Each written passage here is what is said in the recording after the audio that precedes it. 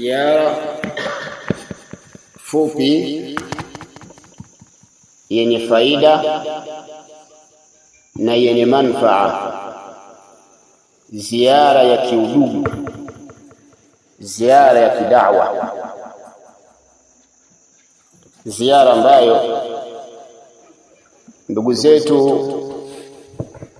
wameipanga kwa muda mrefu, lakini tulikuwa tujapata fursa ya kutekeleza ziara hii. Ikabidi tujibanibani, pamoja ya kuwa wakati ni mfinyo, vipindi ni vingi,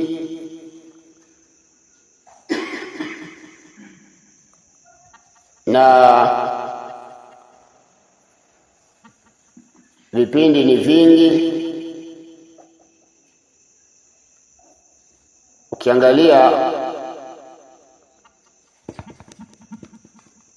tumekaribia mitihani, na ndio maana ziara ilikuwa ya ghafla.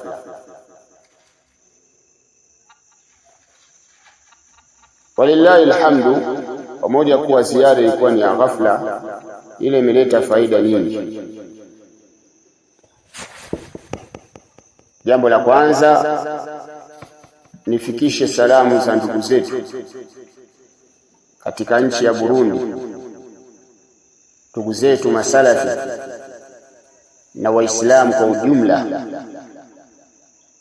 Wameniagiza wakaniomba nifikishe salamu zao wa ndugu zao wa Tanzania, hasa katika mji wetu huu wa Mwanza, ndani ya markazi yetu hii, Markazul Imam Yahya ibn Ma'in.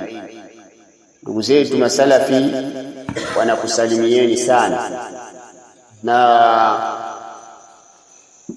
wanayo hamu ya kukutana na nyinyi, lakini pia wanashukuru sana kuwafanyia ziara ambayo tumewakilisha sisi kwenye ziara hiyo. Fahimu na ikhwan? Na ziara ilianza siku ya Alhamis,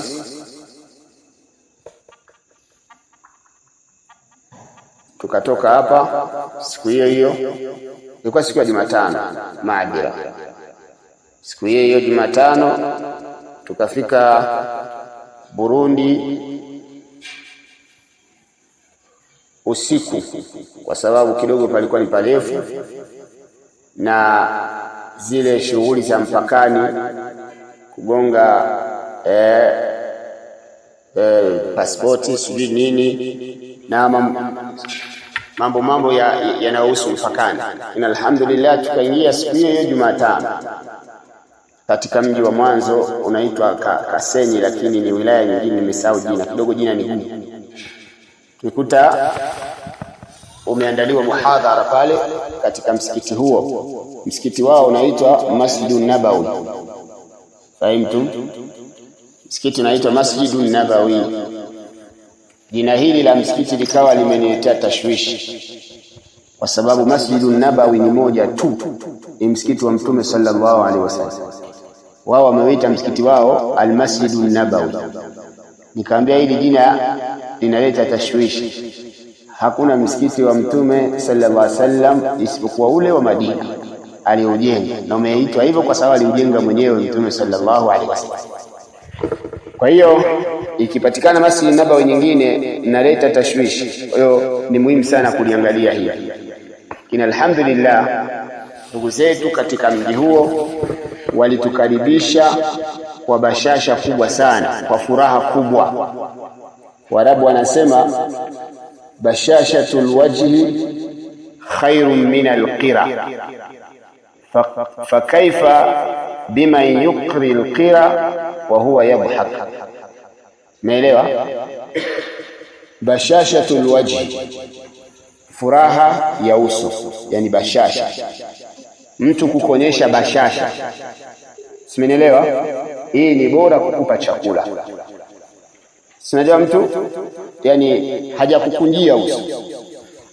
Na mnakumbuka hadithi ya Mtume sallallahu alaihi wasallam, la tahqiranna min al-ma'ruf shay'a, msidharau katika mambo mema chochote, walau an talqa akhaka biwajhin talqi, hata kama ni kukutana na ndugu yako kwa uso wa bashasha. Sasa Arabu anasema mtu kukupokea kwa bashasha ya uso hata asipokupa chochote, hiyo ni bora. Mtu amekupokea yani amekupokea amenuna, alafu akakupa chai, umeelewa? Hiyo itakutia wala, ila hajakupa chochote, ila akakupokea nini, anafurahi, umeelewa? Sasa anasema fa kaifa biman yuqri alqira, vipi kwa mtu ambaye anamwandalia mgeni chakula na anampa chakula huku anatabasamu? Ikiwa kutabasamu tu ni bora, vipi mtu anatabasamu alafu anakupa chakula, anakupa na kukirimu? Kwa hiyo ndugu zetu walifanya yote, walitabasamu huku wakitukirimu. Na alhamdulillah, wa katika muhadhara huo tukafanya muhadhara baada salati al-maghribi katika msikiti huo siku ya Jumatano. Kwa sababu ziara yangu ilikuwa ni ya siku 3, lakini lazima niongeze ziwe siku ngalau 5 kutokana na mapokezi yalivyokuwa makubwa. Ukienda mahali wakakukirimu sana, wanakushawishi, hiyo inaweza kukushawishi ukaongeza siku. Lakini ukikuta ikramu ni mbaya, unawahi kurudi, umeelewa? Unawahi kurudi kwa sababu ikramu inakuwa haieleweki. Watu wamekupokea alafu watu wamekukimbia, haimtumekwa. Lakini kiukweli ndugu zetu Burundi walitupokea kwa ikramu kubwa. Baada ya hapo tulipita mpaka wa Kakonko pale. Kakonko ni wilaya ya Kigoma, ambayo wilaya hiyo nadhani ukitoka wilaya hiyo ndio wilaya mwisho katika mkoa wa Kigoma. Ukitoka hapo unaingia mkoa wa Geita. Sasa pale Kakonko ndio kuna huo mpaka. Kutoka Kakonko kwenda kule ni mwendo mrefu kidogo, yani kilomita sio chini ya 60 za vumbi. Haimtumekwa. Lakini yote haya masafa ni kwa ajili ya nini? Kwa ajili ya dawa, kwa ajili ya udugu, kwa ajili ya upendo wa ndugu zetu. Sasa kutokea hapo ule mji wa mwanzo ikabidi mji unaofuata, wenyewe wanaitwa Chankuzo. Mtu wanaandika wao kule wanazungumza, wanatumia lugha ya Kifaransa. Sasa ndani ya mji huo katika mkoa wa Buhumuza unavyoitwa, wakawa wameandaa tayari muhadhara siku ya Alhamisi. Umeelewa? Wakaandaa muhadhara wa baada salati al-maghrib. Na alhamdulillah, na msikiti wao unaitwa Masjidu Quba. Msikiti mkubwa. Wenyewe haina shida. Sasa alhasil tukafanya muhadhara pale, na kesho yake Ijumaa tukafanya khutba, alafu vile vile baada ya maghribi tukafanya muhadhara tena. Muhadhara ulikuwa unachukua masaa karibia 2-3. Ndio maana mihadhara haijarushwa kwa sababu ni mirefu mpaka ikatokata. Alafu inakuwa ina tarjama ya Kirundi. Fahimu? Kwa hiyo alhamdulillah, sasa tukataka kwenda kwenye mji mwingine. Kuna miji mingine Bujumbura ambao ndio mji mkubwa, na kuna miji mingine, lakini sasa ikawa huku tulipoanzia walishatuomba kwamba tusirudi Tanzania bila kufanya muhadhara wa kina mama, na muhadhara mwingine wakatuomba muhadhara wa kina baba, na wakatuomba muhadhara wa kina mama. Sasa na mwenyeji wangu akaona kuna maslahi makubwa kuitikia wito huo, kwa hiyo ikabidi turudi tena kwenye huu mji wa pili siku ya Jumamosi, tukafanya muhadhara pale wa kina mama. Allahu musta'an, akina mama walikuwa wengi, waliitikia wakaja kusikiliza muhadhara pale. Tukafanya muhadhara kiasi alivyotukadiria Allah tabaraka wa taala, na mwitikio ulikuwa mkubwa. Na akina baba pia tukafanya muhadhara ambao ulikuwa ni muhadhara wa kimanhaji, ambao tulifanya muhadhara na tukafungua maswali yanayohusu manhaji. Alhamdulillah, muhadhara ulikuwa mzuri na ukachukua muda mrefu. Baada ya muhadhara huo tukapanga ratiba za kurejea. Haimtum Kwa hiyo kiufupi ndugu zetu walitukirimu kwa namna mbili. Ikramu hisia, yani ikramu hisia ni kukukirimu ambako kunaonekana, na ikramu maanawia.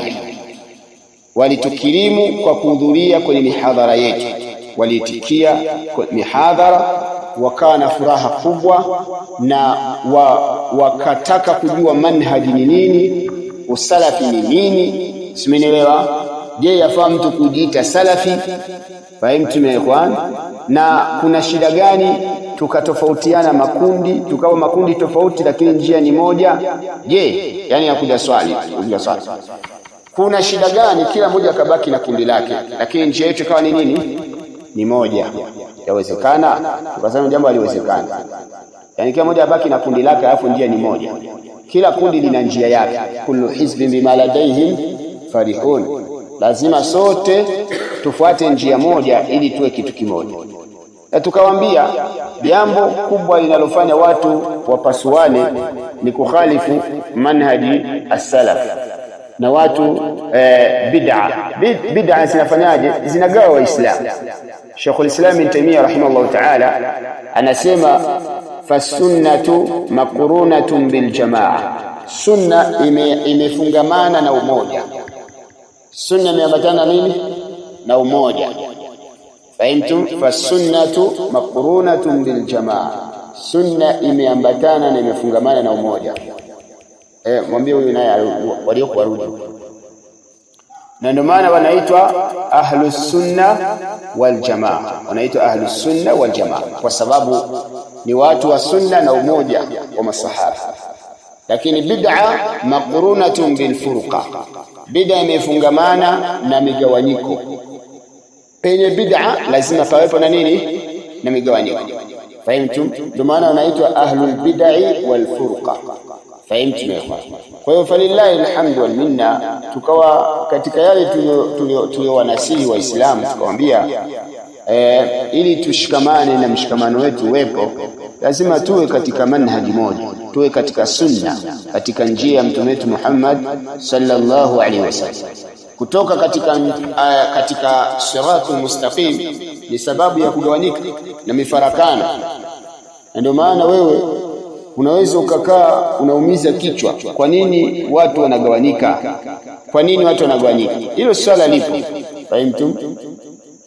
Wala yazaluna mukhtalifin, wataendelea kuwa ni wenye kuikhtilafiana, illa man rahima, isipokuwa yule ambaye Allah amemrehemu, amemweka katika rahma yake. Lakini watu watagawanyika. Man ya'ish minkum ba'di fasayara ikhtilafan kathira, atakayeishi katika nyinyi baada yangu ataona migawanyiko iliyokuwa mingi. Fahimtum? Ikhtilafu nyingi. Lakini tufanyeje? Ikhtilafu zikiwa nyingi tuache kuswali? Watu wakigawanyika tuache dini? Tuanze kutuhumu watu? Watu wakigawanyika sisi tushikamane na sunna ya mtume wetu Muhammad sallallahu alayhi wasallam. Tusimamie misingi ya dini. Tutakaposimamia misingi ya dini tutakwenda. Kwa hiyo muhadhara wa mwisho katika mji huu tuliomalizia ziara yetu ulikuwa ni muhadhara qawia, ulikuwa unazungumzia manhaji, ulikuwa unaelezea utukufu wa masahaba wa mtume sallallahu alaihi wasallam. Katika huko mbele tukazungumzia manhaji, na katika maswali watu wakauliza maswali. Alhamdulillah, tumetoka watu bado wana shauku kubwa, wanatamani angalau tukaya hata siku nyingi. Lakini alhamdulillah watu wanaipenda da'wa, watu wanataka da'wa, watu wanataka kusikiliza, watu wanataka kusikia maneno ya kweli, maneno yaliyonyooka, maneno ambayo yanalenga mioyo, yanalenga manhaji. Fahimu? Kwa hiyo ziara kama hizi huwa ni ziara ambazo zina fawaidi nyingi sana. Fahimu? Kuna na Allah tabarak wa taala amezungumza watu swala la kutembea, na sasa kutembea kutakapokuwa ni kwa mazingatio. Fahimu? Kwa mazingatio na kutafuta faida za kiilmu, na watu kutembea kwa ajili ya kuieneza ilmu na kuieneza dini ya Allah tabaraka wa taala. Lakini pia katika mambo ambayo tumenufaika ni kwamba unaona namna watu wanavyohitajia dini, watu wanavyohitajia watu kutangaza dini. Kiukweli watu wanahitajia kusoma na kusimama imara. Ukiangalia nchi ya Burundi, vijana walioko nje wanaosoma dini ni wengi. Sisi mwaka tunasoma, vijana wa Burundi walikuwepo vijana zaidi kama 20 wakati tunasoma Jamia Islamia, vijana wa Burundi. Kwa hiyo kila mwaka vijana wa Burundi wanakwenda wanasoma, wanakubaliwa, wanasoma katika jamia mbalimbali katika nchi ya Saudi Arabia. Wako wanaosoma Madina, Jamiatul Imam, Ummul Qura, wanasoma sehemu tofauti tofauti. Fahimu ikhwan. Lakini kiukweli katika miongoni mwa vitu ambavyo viko chini katika dawa au nchi ambazo ziko chini katika dawa salafia ni nchi ya Burundi. Fahimu ikhwan. Ni mahala ambapo mimi niliona ni nchi ambayo unakuta kijana kamaliza Jamia Islamia Madina hawezi kusoma Qur'ani kwa matni. Hata Tanzania wapo lakini sio kwa kiasi kile. Fahimu ikhwan. Haya hapo, na haya tuliwaambia kwa sababu waliuliza maswali wakati kuna muhadhara tulizungumzia ilmu, muhimu wa ilmu na muhimu watu kusoma. Akasema sasa shehe, sisi nini mashehe tunawapataje na sisi tunataka kusoma, tutawapataje? Watoto wetu watasomaje? Tutawapata vipi? Mashehe mnapatikana wapi? Na hapa ndo dhima ya kwenda kusoma. Allah anasema waliyundhiru qaumahum idha raja'u ilayhi. Vijana wengi wa Burundi wakitoka yani mtu anaenda kusoma ana malengo ya kurudi Burundi kufanya dawa. Na akiwa na malengo anaenda zake Bujumbura kufungua biashara. Fahimu? Wengi tu marafiki zangu kwa tusomana ukimuuliza vipi unaenda kufanya dawa? Akamwambia hapana, mimi sina malengo ya dawa. Mimi na malengo ya kwenda Dubai. Wakuta vijana wengi wanaenda Dubai. Wao ni kufuatilia migodi inapofumuka ndio wanapoelekea. Migodi haina maana dili iliyofumuka wapi. Mara ameenda Qatar kufanya hiki, mara ameenda sijui wapi. Ni wachache.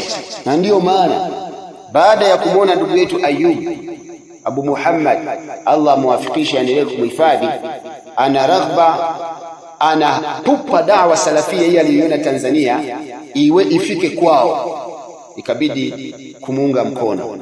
Simenielewa kwa muunga mkono kumtia nguvu, kwa sababu ana hamu kubwa hii dawa salafia anaiona Tanzania, kwa sababu wanakuja Tanzania. Abu Muhammad ashakuja, huyo Ayubu ashakuja.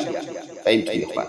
Ana pupa, amesoma Kahama pale, ashatembelea baadhi ya marakiz za kisalafi hapa Tanzania, na anaangalia na kwao.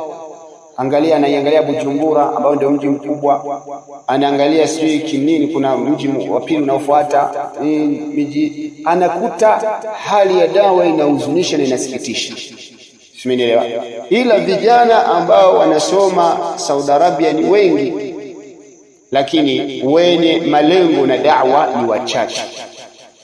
Ndio maana sisi tulikaa alhamdulillah katika mji wao pale, na baadhi ya ikhwa wanasoma pia Saudi Arabia. Kapiana nasaa watu wamche Allah tabaraka wa taala. Unapopata fursa ya kwenda kusoma nje, menelewa, unapopata nafasi ya Saudi Arabia inakuita wewe, inakulipia tiketi ya ndege, inakuandalia pa kukaa, inakuandalia chakula. Fahimu? Wanakupa pesa ya kujikimu. Malengo yao Saudi Arabia na wewe ni wewe uje usome, uibebe dini, uibebe ilmu, irudishe kwenu, kwa sababu wao hawawezi kutembea nchi zote wakamaliza. Waliyundhiru qaumahum idha raja'u ilayhi. Hawana mashekhe maulama wa kuwagawa kila nchi, kila mkoa. Ndio maana wakaamua kuwekeza katika upande huu. Ni nchi gani itawekeza hizi? Sasa wewe unafanyiwa yote hayo, alafu unawafanyia khiana mpaka unakubali ile nafasi ya kwenda kule kwao kusoma. Simenielewa ya kwa? Wakati mwingine unabadilisha mavyeti ili wakuite ukasome. Unabadilisha vyeti, umri, si vitu gani, unaenda kusoma. Naam, umeitwa kwa hivyo vyeti ambavyo umevibadilisha. Ifanyie haki, itendee kazi hiyo nafasi uliyopewa. Wenzenu wanawekeza hela nyingi ili mkaeneze dini, alafu nyinyi mnaitumia kuwa ni fursa ya kutengeneza uchumi, alafu dini hamjali. Utakuja kuulizwa mbele ya Allah tabaraka wa taala. Wataawanu ala albirri wattaqwa, msaidianeni katika wema na uchamungu. Wale wanatoa nguvu yao kubwa, na wewe basi wasaidie katika kuchukua kila ambacho wanachokifundisha. Saudi Arabia wanataka wewe ufanye jambo moja tu, uende kwao ukasome itikadi sahihi, uilete Burundi, uwatoe watu wako katika kuabudu mizimu, simenielewa, kusujudia makaburi, ushirikina, uabudu Allah tabaraka wa taala. Wanataka wewe Saudi Arabia ulete sunna, uje uitoe jamii yako katika bid'a. Yarhamukallah. Wanataka Saudi Arabia wewe ubebe manhaju salafi uilete katika nchi yako. Sasa wewe unawaza ukiitwa Saudi Arabia, unachokiwaza namba moja, kiwanja. Unanunua kiwanja haya, sawa, umekipata. Sasa kwani sheikh kuna haramu mimi nikipewa ila nikanunua kiwanja? Hamna shida, sio haramu, lakini je, lile lengo kubwa je umelipata, umetuja nalo? Umenielewa? Ukiwaza jambo la pili ni mambo yako, mtaji, unafungua duka la spare. Yani wewe uko mwaka wa 3 Saudi Arabia, duka la spare. Kuna vijana wengi wapo ni kwenda kwa Waarabu kuomba, nenda kwa Mwarabu huyu, nenda kwa Mwarabu yule, nenda kwa Mwarabu yule, akipata fursa tu ya kukaa na Mwarabu ni kuomba. Umenielewa? Wanaenda kwa Waarabu, wanaua wazazi wao. Fahimtum? Ana kama tara ikhwani kulluhum tufi anni 3. Jana danganya abuya qad tufiya kadhalika. Mwarabu anasikitika, subhanallah, bila anta yatim. Naam, ndio yatima atasaidiwa sasa. Kwa hiyo vitu kama hivi, mtu anaenda anakusanya huku wela, akirudi Tanzania anafanya vitu vikubwa watu fahimtum? Haya, tunataka ilmu, hiyo ni kupeleka ilmu, hana kilemba kikubwa kizuri kisafi, simenielewa, joho kubwa, fahimtum, alafu kichwa chake mafi shay. Kwa hiyo haya ni katika mambo ambayo tuliwaambia ndugu zetu kwamba kama unajua utafanya khiana, hautaki kusoma, hicho kitu kiache, wengine wakitumie, kwa sababu hiyo ni dhamana. Hizi mudiri aliwahi kutuambia, mudiri wa jamia siku moja akasema, kitu unachokikalia, kiti hicho ulichokikalia cha jamia, khalfaka milioni yantadhiruna, nyuma yako kuna zaidi ya watu milioni wanasubiri kiti hicho wakalie. Simenielewa? Yani foleni iliyoko nyuma na usubiri hiyo nafasi ni mamilioni ya watu. Sasa Allah anakuchagua katika hayo mamilioni, unakuja wewe afu unaenda kucheza. Unatoka badala ya kwenda kufanya da'wa unaenda Ulaya. Warundi wengi wanapenda kwenda Ulaya. Mala yuko Canada, mala yuko wapi, mala yuko huko. Na kasoma jamia. Sasa ndugu zetu wa Burundi, Allah awahifadhi na wafikishe, mtambue kuwa hii ni dhamana. Fahimtum? Nchi yenu iko chini katika da'wa salafia. Fahimtum? Bali katika vitu ambavyo ziko tuwashanga, hata hao wanaosoma wanaosoma waliosoma na wao bado wako katika jahilia. Yaani mtu anakushangaa kabisa. Fahimtum ikhwan? Kwa hiyo panahitaji da'wa. Wallahi alhamdu, watu wako tayari. Mimi nilichokigundua wa Burundi wanataka kusikiliza na wanataka kusoma, lakini wa kuwasomesha ni nani? Ni nyinyi ndugu zetu mnaopata fursa za kwenda kusoma, alafu mnawaacha watu wenu wajui swala. Wao unaonaje? Unapata raha gani? Unakaa Dubai, kazi yako unafundisha watoto madrasa, unapewa sawa hizo riali nyingi, alafu huku kuna wazee wako wajui kuswali. Tenda kumdhikiri nini Allah tabaraka taala? Unakaa Saudi Arabia, unakula tende za watu, riali za watu nazila, unakaa huko, kila kitu bure, kila kitu majana. Fahimtum? Kula bure, kulala bure, khala bure, hammam bure, kila kitu majana. Fahimtum? 5 sanawat. Uko kwao. Unawaachia, unakula, unapata faida, unaacha mambo mengine huko. Alafu unamaliza kusoma unaenda kuishi London, alafu watu wako huko hawajui aina Allah. Utamjibu nini Allah tabaraka taala? Na ndio maana nikamwambia kuwa ni mtu ni mwalimu dai, usiwe mwalimu tu. Kuna wanafunzi wanaosoma dini wanajiweka kwenye nafasi ya ualimu. Mwalimu ni yule ambaye anaangalia ni wapi patakuwa na mshahara mkubwa akaombe ajira hapa. Sasa ukishakuwa mwalimu wa madrasa, wewe hutojali. Takuja hapa Ibn Ma'in mnalipa shilingi ngapi? Kuna baadhi yako wananipigia simu, Sheikh, hapo Ibn Ma'in vipi, mko kwenye shilingi ngapi hapa? Sema nikamwambia tuko kwenye zote. Sema mtu zote kiasi gani? Zote kwani unataka nini yani? Posho nakufikia posho. Fahimu tumefanya. Kaambia posho, kwa kweli sisi posho hatuna. Wewe ndio ufanye dawa. Fahimu tumefanya. Sasa naishi na mke wangu. Kwani uko naishi naye vipi? Fahimu tumrudishe kwao, afanye dawa. Kama uwezi kukaa naye. Kwa hiyo alhasil kwamba kuna mtu haina maana kwamba watu wasi posho zifanyike. Nasikia Abu Sufyan, kumbe mambo tayari, mambo yanaweza kwenda bila pesa. Ila sasa ikawa hamuka wa shughuluka shaghil watatafakar fi hadi. Unahama markazi, ukiambiwa pale ni 400,000, unahama unaenda kwenye 400,000. Ukiambiwa kule 500,000, unahama unaenda kwenye nini? Kwenye 500,000. Naangalia shahada. Watu wanapanga mishahara kulingana na shahada. Akaangalia ni mtawasito ambaye hii ni 280,000. Shahada ya thanawi 4,400. Ya jamia ni 700,000. Kwa hiyo anaangalia yuko tayari akaende kufundisha mahala hajali, lakini ule mshahara unaoendana na cheti chake bali. Sasa hayo kiendekeza hautofanya da'wa. Fanya da'wa. Sasa na hizo ndo nasaha tulikuwa tukipewa. Na walimu walikuwa wanatunasihi hilo. Rudini mkafanya da'wa. Unataka kuajiriwa, kuna njia za kutafuta kazi za ajira. Ama da'wa biidhnillah. Haya mengine yatakuja, lakini cha msingi ni kutanguza nini? Da'wa. Sasa nchi katika vitu ambavyo tulishangaa, unakuta mtu yani binti kavaa niqab kajistiri, lakini anakuja kusalimia anatoa mkono. Wewe wasalimia, "Asalamu alaykum." Baadaye anaambiwa kwamba huyo kamaliza thana unamuona. Anatoa salamu na lazimisha kutoa mkono. Kufanya muswafaha kwa mwanaume. Kwa hiyo haya yote ni kwamba dawa inahitajika. Ni kazi yao, lakini watu wajue kwamba dhamana ya kusoma, dhamana ya kufanyaje? Ya kusoma ni kusimamia misingi ya dini yako. Katika vitu vinavyoharibu misimamo ya wanafunzi kuyumba ni kufikiria sana kwenye maisha. Mmenielewa? Kweli maisha tunayataka, hakuna mtu asiyetaka maisha mazuri, lakini ukiyaweka mbele sana ukaona kwamba lazima uwe nayo hayo maisha mazuri, ndio pale dini itakushinda. Mmenielewa? Pale dini yafanyaje? Itakushinda.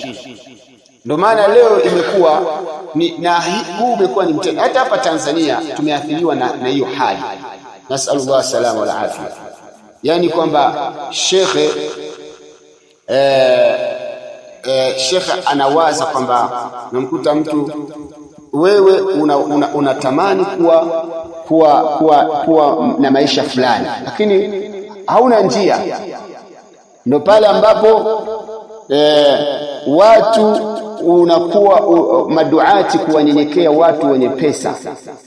Utadai namna anavoteswa na yule mwenye pesa mpaka unashangaa. Ni kwa nini? Ni kuhisi kwamba huyu ndiye atafanya maisha yake yawe salama, yawe vizuri. Ndio pale ambapo unakuta namba ya mtu mwenye pesa akipiga tesa ngapi unapokea, lakini akupigie shekhe mwenzako, umeelewa, upokee. Kwa nini? Kwa sababu, na ndio maana imekuwa wenye pesa wanatuchezea. Hawa matajiri ndio wanachezea, wana mchango mkubwa kwenye hizi fitina za masalafi. Na kusema salafi wa Tanzania, huko kwingine Tanzania matajiri wana mchango mkubwa kuchangia fitina za mashehe wa kisalafi hapa Tanzania, na mifano tunayo mingi. Umeelewa? Leo mtu ukuta tajiri anatunukiwa ushehe eti kwa sababu ni tajiri. Kwa sababu kijana anachishusha shekhe fulani ule wako wewe uje umpige radi tajiri fulani qaim amejenga msikiti, shekhe mwenzako anakuja kukuchapa. Una hikima bana, unampigaje radi bana? Fahimu? Wakati nyinyi mngeshirikiana, huyo ami akawa na adabu, ila anapata kujishikilizia kwako. Fahimu? Kwa hiyo yote hayo ni kuomba Allah salama na kila mmoja kusimama kwenye nafasi yake. Kwa hiyo ndani ya fursa hii nitaka tu kuzungumzia tu ziara kidogo, hiyo ziara yetu ya Burundi ambayo ilikuwa ni ziara ya kidawa ya kiilmu, na alhamdulillah zetu wana mwitikio mkubwa wa kusikiliza na kusikiliza na kufuatilia na kuuliza maswali katika dawa, na alhamdulillah, na yako mengi ambayo pia tumeyasoma kutoka kwao ambayo pia yanaweza kuwa ni manufaa katika safari zetu hizi na safari yetu ya kidawa, kwa sababu bila shaka ukienda kwa watu kuna unachosoma kwao na kuna ambacho wao pia watafanyaje, watasoma kwako, rahma anna kwamba wewe umeenda kwa ajili ya kufanya dawa sana. Fahimu tumekuwa wameomba daura, wawekewe rasail, wasomeshwe. Alhamdulillah, wako wanaosikia Kiswahili, wako ambao wasikii Kiswahili. Fahimu tumekuwa, lakini tarjuma zinafanyika na zile durusi ni ndefu, ni maana sana hatujazituma, zimeambatana na tarjuma, kwa inabidi tarjuma zile zitolewe. Hata khutba yenyewe ilifanywa tarjuma. Tuanza khutba, imeanza ghafla unasikia mtu ana tarjuma. Kwa hiyo hiyo ni nani, vitu vipo. Fahimu tumekuwa.